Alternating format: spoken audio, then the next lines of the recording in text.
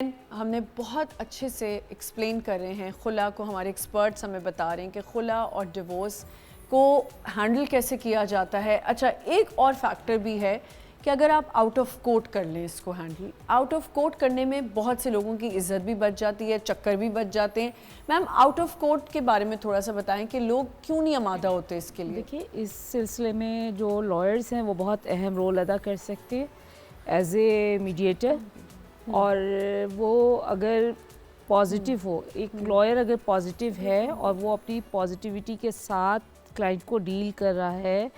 تو جیسے میرے پاس کوئی کیسز آتے ہیں اس طرح کے ڈیزولیوشن آف میرج کے، تو میری یہ کوشش ہوتی ہے کہ میں دونوں پارٹیز کو بلا لوں اور ان کو علیحدہ علیحدہ سٹنگ کروں ان کے ساتھ، اور ان کے پرابلم کو سمجھنے کی کوشش کروں کہ بیسیکلی یہ پرابلم کہاں سے رہی ہے، جی، کس بات کا ڈسپیوٹ کس بات کے اوپر ہے۔ جی، تو جب میں اس چیز کو سمجھ لیتی ہوں کہ جی سائیکولوجیکلی ان دونوں کے درمیان میں کیا چل رہا ہے، یا اگر کوئی ریزن ہے تو اس کی وجہ کیا ہے، تو پھر میں دونوں پارٹیز کی جوائنٹ میٹنگ کرواتی ہوں اور پھر میں ان کو بتاتی ہوں کہ دیکھیں، یہ جو آپ کی بیوی ہے، اس کے اندر یہ اچھائی بھی تو ہے، ہاں، یہ اچھائی بھی تو ہے، آپ اس کو کنسیڈر کریں۔ آپ کے اندر بھی 10 چیزیں ایسی ہیں جو نیگیٹو ہیں، جی، اس کے اندر بھی 10 چیزیں، بیکاز ہم ہیومن ہیں نا، اللہ تعالیٰ نے تخلیق کیا، تو ہمارا ایک مکسچر ہے جس میں نیگیٹیوٹی بھی ہے اور پازیٹیوٹی بھی ہے، تو ہم کیوں نہیں وہ پازیٹیو چیزوں کو کیوں نہیں ہائی لائٹ کرتے، ان کو کیوں نہیں فیسینیٹ کرتے۔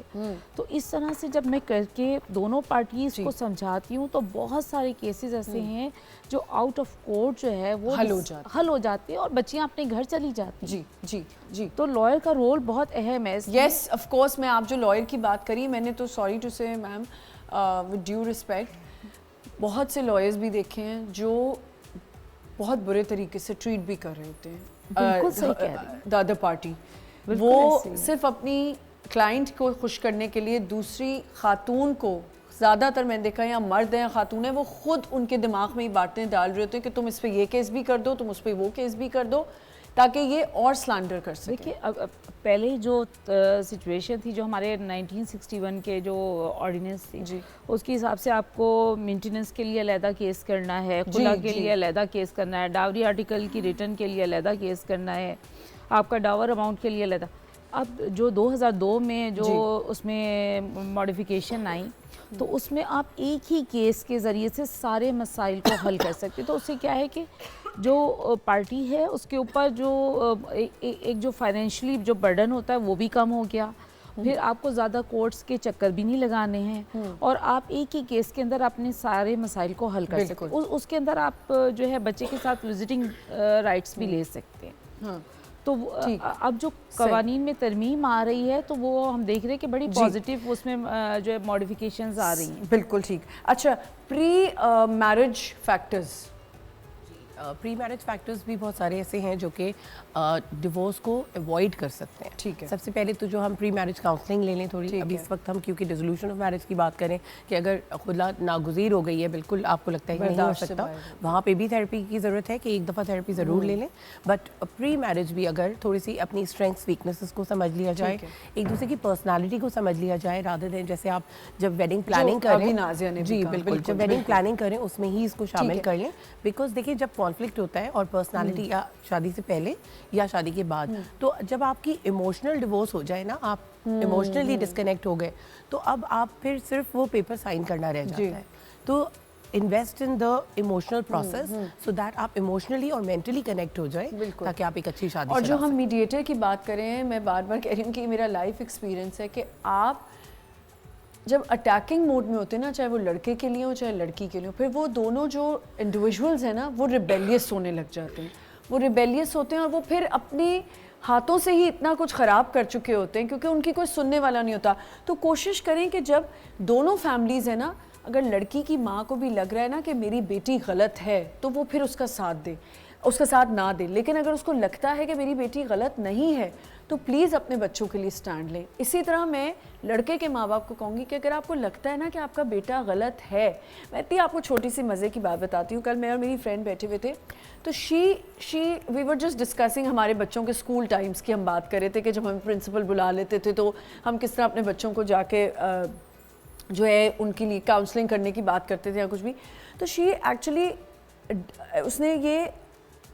کیا بات خود ہی اپنے بارے میں کی کہ میں اتنی اسٹوپڈ ہوتی تھی کہ جب میرا بیٹا کوئی غلطی کر کے آتا تھا تو میں جا کے جو ہے وہ آرگومنٹ کرتی تھی پرنسپل سے کہ نہیں میرا بیٹا تو یہ کر ہی نہیں سکتا, میرا بیٹا تو یہ کر ہی نہیں سکتا. تو شی سیڈ کہ میں نے اس چیز کو ریکٹیفائی کیا کہ نہیں, ہر دفعہ اپنے بچے کی غلطی کو آپ جو ہے وہ غلط مطلب اس کو صحیح نہ کہ ڈیفینڈ نہ کریں اور کہیں یعنی مجھے لگتا تھا یہ تو ہو ہی نہیں سکتا. وہ اس نے جب یہ بات کی تو میں نے سوچا کہ کل میں نے اس بات کو ضرور کرنا ہے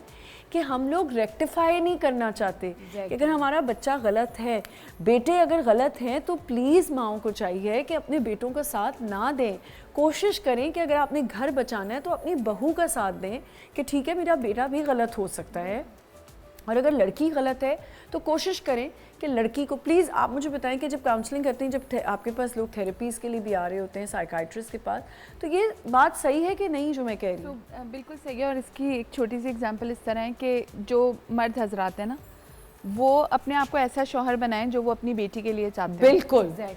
سو اگر آپ کی بیٹی کل کو بولے کہ مجھے اپنے باپ جیسا نہیں چاہیے. بیٹی تو ہمیشہ بولے گی کہ مجھے باپ جیسا نہیں, بہت سی جگہ آپ نہیں بولتی کیونکہ اس نے باپ کو جس طرح دیکھا ہے وہ باپ اس کے لیے ہیرو ہے, باپ ماں کے لیے ہیرو ہے یا نہیں ہے, بالکل ٹھیک ہے. سو یو نو سو اگر ہمارے کرائٹیریاز یہ ہوں, اگر میں ایسی بہو بنوں جو میں اپنے بیٹے کے لیے چاہتی ہوں کہ میرے گھر آئے بہو,